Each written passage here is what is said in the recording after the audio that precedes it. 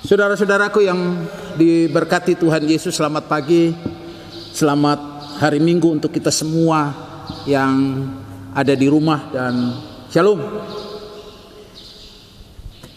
Bila kita harus menghitung waktu yang terus berjalan sampai dengan saat ini, maka rasanya sudah hampir 2 bulan kita melakukan ibadah minggu di rumah kita masing-masing.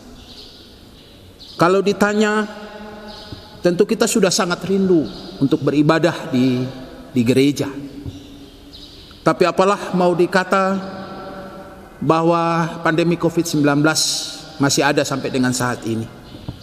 Namun demikian saudaraku, kita tidak perlu takut, apalagi harus khawatir. Sebab memang masalahnya bagi kita bukanlah terletak pada di mana kita beribadah, entah di gereja, entah di rumah, semua sama.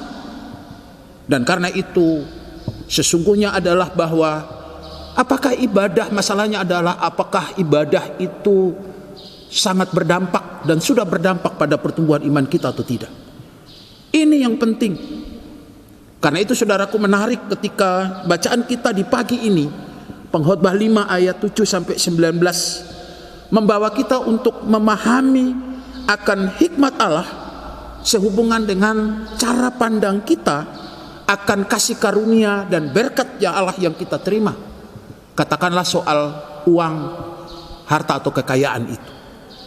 Saudaraku yang diberkati Tuhan, jika kita sepakat bahwa kekayaan, uang atau harta itu kita pandang sebagai bagian dari berkat Allah, dari kasih karunia Allah, maka konsekuensinya adalah bahwa untuk mendapatkannya dan untuk mengelolanya harus sesuai dengan kehendak dan hikmat Allah. Sebab jika tidak saudaraku, maka kekayaan itu, harta yang kita miliki itu akan menjadi sia-sia saja. Memang tidak salah bila kita memiliki semuanya itu, harta, uang, kekayaan dan sebagainya. Tapi juga harus kita ingat, kalau dalam hidup ini yang kita pikirkan cuman uang, kekayaan, harta, melebihi dan yang lainnya, maka itu tanda bahwa kita lebih mencintai uang. Olehnya, dengan sangat tegas dalam bacaan kita tadi, pengkhotbah mengingatkan kita, siapa yang mencintai uang, mencintai kekayaan, dia tidak akan pernah puas. Sebab semuanya sia-sia saja. Bahkan kalau kita baca dalam pertama Timotius 6 ayat 10, Paulus juga mengingatkan kita bahwa akar segala kejahatan ialah cinta akan uang. Saudaraku yang diberkati Tuhan, kalau tema di minggu pemberitaan ini memayungi kita, keluarga dan hidup sederhana, maka sesungguhnya tema ini harus kita mengerti dengan baik, dengan benar. Bahwa hidup sederhana yang dimaksudkan tidaklah berarti bahwa kita memuliakan kemiskinan. Juga tidaklah berarti bahwa kita anggap kekayaan itu adalah dosa. Tidak demikian saudaraku. Keluarga dan hidup sederhana adalah maksudnya keluarga yang selalu hidup bersyukur, tetapi juga keluarga yang terus berupaya, terus berusaha dengan bekerja keras. Ingatlah saudaraku yang diberkati Tuhan, Amsal 10 ayat 14 juga mengingatkan kita, tangan yang lambat akan membuat kita menjadi miskin, tetapi tangan orang rajin akan menjadikan kita kaya.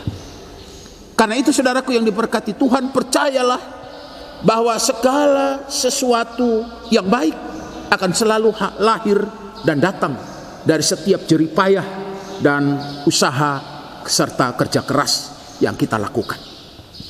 Saudaraku yang diberkati Tuhan, yang terakhir yang ingin disampaikan kepada kita bahwa kalau sejenak kita mengingat sebuah lagu dalam liriknya bilang begini, harta yang paling berharga adalah keluarga. Apa artinya ini saudara? Artinya ternyata bukan uang, bukan kekayaan, juga bukan harta yang menjadi nilai berharga dalam hidup ini. Sebaliknya, keluargalah yang menjadi harta yang berharga bagi setiap manusia. Karena itu, mari kita jadikan ruang keluarga kita, entah di tempat beribadah kita, entah di meja makan kita, atau di ruang-ruang keluarga yang kita lakukan, kita bangun di sana sebagai basis pengajaran akan hikmat Allah. Supaya apa? Supaya kita semua dijauhkan dari gaya hidup yang materialisme. Artinya yang menempatkan materi sebagai hal dan tujuan tertinggi dalam hidup manusia. Kita pun akan dijauhkan dari gaya hidup yang konsumerisme, yang menganggap barang-barang mewah sebagai ukuran kebahagiaan. Demikian, jika hikmat dan pengajaran Allah selalu hadir dalam keluarga kita, maka kita pun akan dijauhkan dari gaya hidup yang hedonisme. Artinya yang selalu berpikir bahwa kesenangan adalah tujuan tertinggi segala usaha manusia.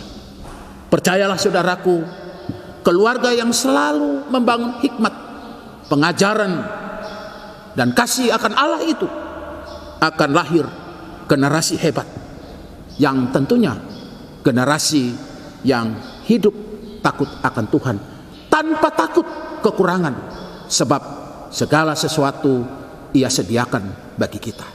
Karena itu ingatlah selalu di tengah pandemi COVID-19 ini, jangan lupa untuk selalu mencuci tangan, pakai masker, dan tetap menjaga jarak. Tuhan memberkati kita di usbu baru di minggu ini. Amin.